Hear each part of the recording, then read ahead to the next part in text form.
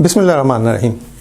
Root cause में next चलते हैं प्रॉब्लम सॉल्विंग स्किल, क्योंकि रूट कॉज एनालिसिस उस वक्त तक आप बेहतर नहीं कर सकते जब तक कि आपकी प्रॉब्लम सॉल्विंग स्किल बेहतर नहीं होंगी। और प्रॉब्लम सॉल्विंग स्किल ऐसा टॉपिक है कि अगर आप 95% जो जॉब एडवर्टाइजमेंट होती हैं उनको देखेंगे तो उसमें हर जॉब एडवर्टाइजमेंट में लाजमी लिखा होगा कि आपकी प्रॉब्लम सॉल्विंग स्किल स्ट्रॉन्ग होनी चाहिए। तो अब प्रॉब्लम सॉल्विंग स्किल क्या है? ये आपका रूट कॉज एनालिसिस करने का तरीका है कि आप किस तरह से रूट कॉज एनालिसिस करेंगे। आपको एक प्रॉब्लम तो आ गई, तो अब आपने उसका रूट कॉज एनालिसिस करना है, तो क्या करेंगे? तो इसके लिए आपकी जो प्रॉब्लम सॉल्विंग स्किल्स हैं वो स्ट्रॉन्ग होनी चाहिए। अगर आप 10 लोगों को एक ही टॉपिक दे दें कि आपने इस टॉपिक के ऊपर रूट कॉज एनालिसिस करना है, जैसे कि ऑयल फ्लोर के ऊपर गिरा हुआ है और बंदा उसके ऊपर फिसल गया, तो अब ये 10 लोगों को डिफरेंट को दे दें कि भाई इसका रूट कॉज एनालिसिस करो, तो 10 लोग डिफरेंट एनालिसिस करके लाएंगे। और वो जो डिफरेंस होगा उनके दरमियान वो इस वजह से होगा कि उन सब की स्किल्स डिफरेंट होंगी। वो कोई कुछ करेगा, कोई कुछ करेगा। तो वो जो स्किल्स हैं, जो प्रॉब्लम सॉल्विंग स्किल्स हैं, वो क्या है, इसको हम आज देख लेते हैं ताकि आपको ये पता चले कि आपने जब भी एनालिसिस करना है, रूट कॉज एनालिसिस करना है, तो आपने कौन सी स्किल यूज़ करनी है।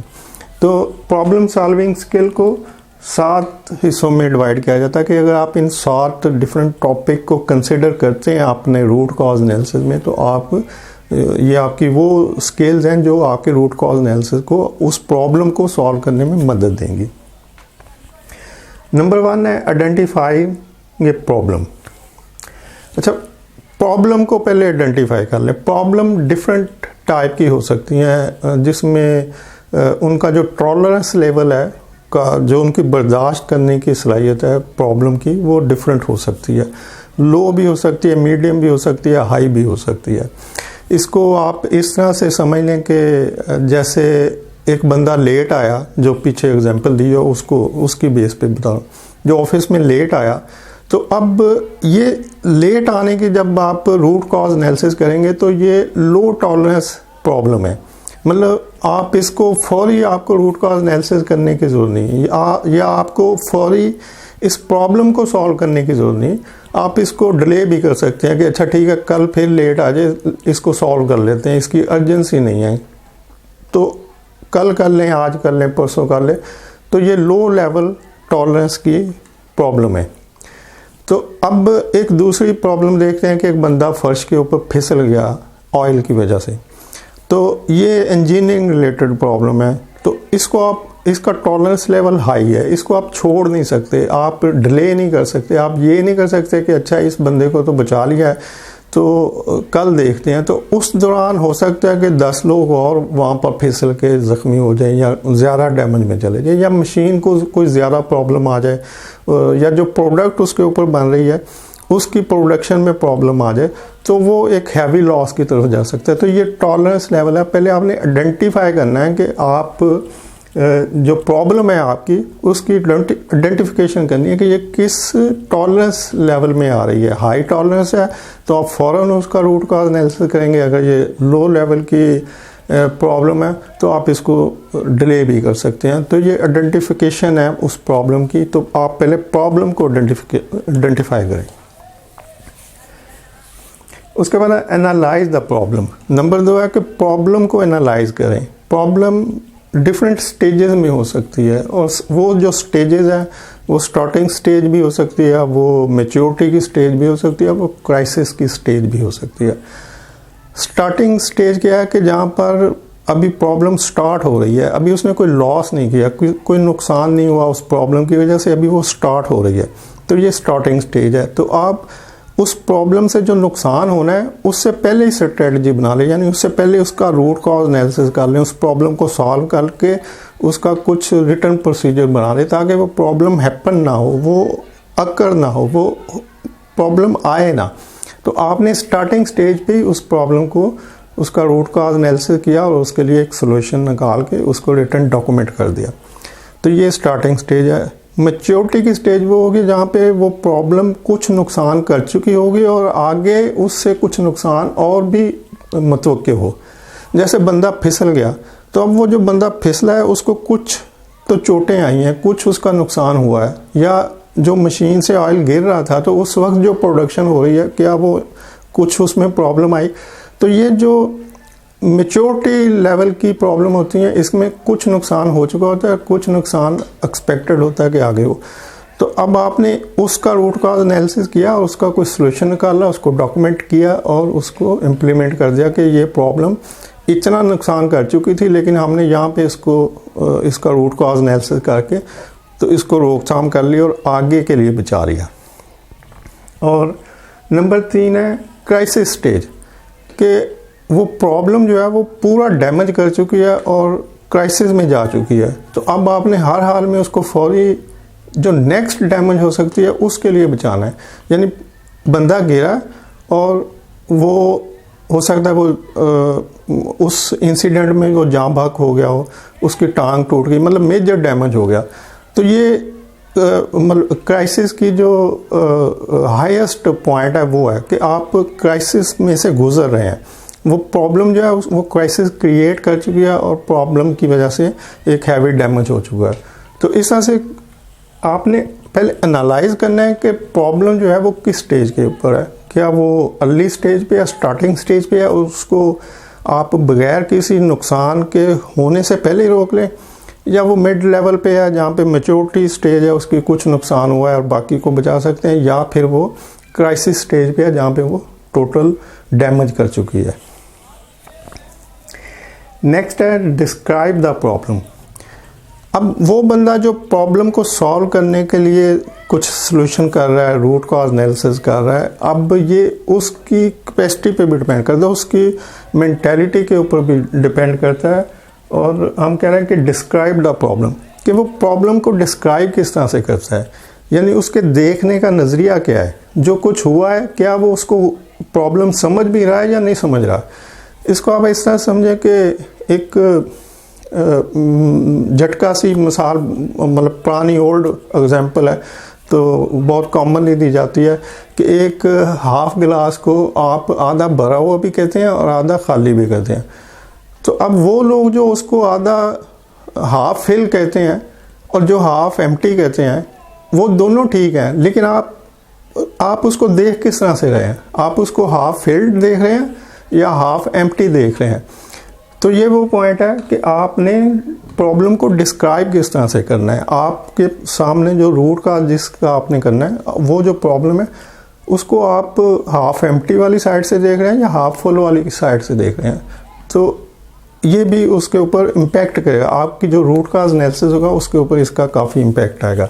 तो पहले इसको डिस्क्राइब कर लें प्रॉपरली उस प्रॉब्लम को, ताकि आपको एनालिसिस करने में आसानी हो। नंबर 4 है look for root cause tools. अच्छा, रूट काज टूल डिफरेंट होते हैं। ये 5 डिफरेंट टूल्स हैं जिनसे आप रूट काज एनालिसिस कर सकते हैं, और ये 5 टूल्स को नेक्स्ट इसके बाद इंशाल्लाह कंटिन्यू करेंगे, जिसमें 5Y है, प्रेटो टूल है, तो इसलिए इसको मैं अभी छोड़ देता हूँ। तो 5 टूल जो हैं इनको हम नेक्स्ट कंटिन्यू करेंगे। और 5 नंबर है डेवलप अल्टरनेट सॉल्यूशन। अब एक टीम जो उस रूट कॉज एनालिसिस को कर रही है तो उसको चाहिए कि वो डिफरेंट मेथड, डिफरेंट उसके अल्टरनेट सॉल्यूशन प्रोवाइड करे। एक ही पॉइंट के ऊपर वो रूट कॉज उसका ना निकाले, क्योंकि एक रूट निकालने से हो सकता है कि वो रूट प्रॉपर रूट ना हो या उसके आगे भी कुछ रूट हो। इस एग्जांपल को भी जो 5 टूल्स हैं उसमें मैं ज़्यादा क्लियर कर दूंगा, क्योंकि जब हम 5 टूल्स को डिस्कस करेंगे तो ये जो स्टेप है कि आपने जो प्रॉब्लम, जैसे कि आप अगर 3rd स्टेप पे आके रुक जाते हैं और आप कहते हैं कि जी ये इसका सलूशन है, यहाँ पे हम एक रिटर्न डॉक्यूमेंट कर लेते हैं कि आपने इस तरह से करना है, लेकिन पॉसिबल है कि वो उसमें 4th स्टेप भी हो और 5th स्टेप भी हो। तो ये आपको डिफरेंट अल्टरनेट स्टेप्स उसके क्रिएट कर लेने चाहिए प्रॉब्लम के, कि ये प्रॉब्लम, जैसे अगर बंदा स्लिप हुआ है तो जो नज़र आ रहा है वो ऑयल है, लेकिन आप ऑयल से थोड़ा आगे चलते हैं कि नहीं जी ऑयल तो मशीन से गिरा तो मशीन प्रॉब्लम है। अब आप मशीन के ऊपर रुक जाते हैं कि बस जी ये प्रॉब्लम है, लेकिन आपको ऑल्टरनेट क्या करना है कि आपने मशीन से थोड़ा आगे जाना कि मशीन की क्या प्रॉब्लम है। मशीन की प्रॉब्लम सील है, फिर आपने थोड़ा और आगे जाना है कि सील की क्या प्रॉब्लम है। सील की प्रॉब्लम प्रोक्योरमेंट वाले हैं, फिर आपने थोड़ा और आगे जाना है कि प्रोक्योरमेंट वालों की क्या प्रॉब्लम है। प्रोक्योरमेंट वालों की प्रॉब्लम है सीओ जिसने इंस्ट्रक्शन दी कि आपने लोएस्ट प्राइस के ऊपर जाना है। तो ये अल्टरनेट वेज हैं जो आपने डिसाइड करने कि आपने किस जगह स्टॉप करना है। आपकी जो प्रॉब्लम है उसके लिए बेस्ट सूट क्या करता है, कौन सा पॉइंट है जहाँ पे आपने स्टे करना है कि बस ये फाइनल है कि आपने सीओ तक जाना है या आपने मशीन तक जाना है या आपने सील तक जाना है, या मतलब एक प्रॉपर हल तक जाने के लिए आपको डिफरेंट ऑप्शन के ऊपर अपने रूट काज को रखना होगा कि ये रूट काज भी है, ये भी है, ये भी है। फिर जब कलेक्टिव डिस्कशन होगी, मीटिंग्स होंगी डिफरेंट लोगों की जो उसमें इन्वॉल्व होंगे रूट काज एनालिसिस में, तो फिर वो फाइनलाइज करेंगे कि ये बेस्ट रूट है। तो आप यहाँ पे इसको डॉक्यूमेंट कर दें कि सीओ की जो इंस्ट्रक्शन होगी, यहाँ तक कि इन्होंने चूँकि इंस्ट्रक्शन दी थी प्रोक्योरमेंट को कि आप लोअर कॉस्ट पे चले जाएं, तो इसलिए ये प्रॉब्लम हुई है। तो नेक्स्ट इसके लिए हम एक डॉक्यूमेंट बना लेते हैं कि क्या हमने हर चीज़ के लिए लोएस्ट कास्ट पे जाना है या कि जनरल आइटम के लिए लोएस्ट कास्ट पे जाना है, और जहाँ पे क्वालिटी मैटर करती है वहाँ पे हमने कुछ क्वालिटी कंट्रोल से या के प्रोडक्शन वालों से अप्रूवल लेनी है बाइंग से पहले कि भाई आप इनको इंस्पेक्शन कर लें, तो अगर आप अप्रूव करते हैं तो फिर हम इसको परचेज करेंगे। तो नेक्स्ट 6 नंबर है इम्प्लीमेंट द सोल्यूशन। अच्छा, जब आप ये सब जो आपकी स्किल्स चल रही हैं उस रूट कॉज एनालिसिस को करने के लिए, आप एक जगह पे जाके सॉल्यूशन को फाइंड आउट कर लेते हैं कि जी अगर सीओ अपनी इंस्ट्रक्शन चेंज कर लेते हैं और डॉक्यूमेंट कर देते हैं कि जी ये प्रोसीजर होगा, जो जनरल आइटम है वो प्राइस कॉन्सेशन होंगी और जो क्वालिटी रिलेटेड आइटम है वो क्वालिटी वाले या प्रोडक्शन वाले अप्रूव करेंगे। तो ये जो आपने एक फाइनल फाइंड कर लिया, रूट उसका फाइंड कर लिया, ढूंढ लिया, तो फिर आपने उसको इम्प्लीमेंट करना है, यानी उसको डॉक्यूमेंट करना है, उसको साइन करवाएं, उसको मैनुअल का हिस्सा बना ले या प्रोसीजर का हिस्सा बना ले कि ये फाइनल प्रोसीजर है। तो ये इम्प्लीमेंटेशन है उस रूट का एनालिसिस की जो आपने अपनी प्रॉब्लम सॉल्विंग स्किल्स की बेस के ऊपर फाइंड किया।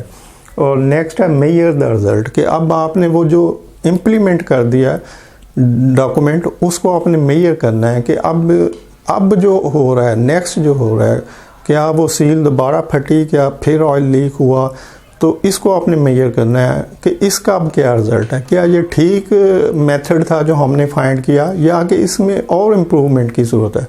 तो अब या तो आप फर्दर इम्प्रूवमेंट के ऊपर जाएंगे कि नहीं ये मेथड ठीक नहीं हुआ, तो इसमें भी और इम्प्रूवमेंट की ज़रूरत है, अभी हमें कुछ और रूट का फर्दर आगे लेके जानी चाहिए।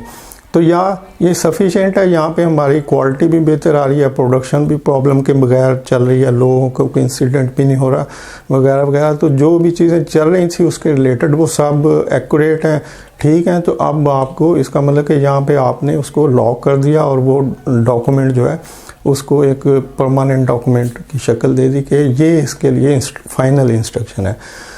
तो इस तरह से आपका वो जो रूट काज एनालिसिस है वो कंप्लीट होकर इम्प्लीमेंट हो जाएगा। लेकिन यहाँ पर मैं ये बताना चाह रहा हूँ कि आपने जो भी रूट काज एनालिसिस करना है उसके लिए आपको ये 7 पॉइंट जो 7 स्किल्स हैं, आपकी प्रॉब्लम सॉल्विंग स्किल्स हैं, उनको इम्प्लीमेंट करना पड़ेगा। यानी रूट काज एनालिसिस को आप राइट करते हैं, कुछ प्ले करते हैं, डेमोन्स्ट्रेट करते हैं, मतलब जो भी रूट कॉज एनालिसिस आपने बनाना है उसके लिए आपकी ये स्किल्स स्ट्रॉन्ग होनी चाहिए। अगर ये स्किल्स आपको इल्म में हैं और आप इनको इम्प्लीमेंट कर रहे हैं तो फिर आपका जो रूट कॉज एनालिसिस होगा वो एक बेहतरीन एनालिसिस होगा और वो लंबे अरसे तक आपके को बग़ैर प्रॉब्लम के उस काम को जारी रखने में मदद देगा। उम्मीद है इन्फॉर्मेशन पसंद आएगी। वीडियो देखने के लिए शुक्रिया। अल्लाह हाफ़िज़।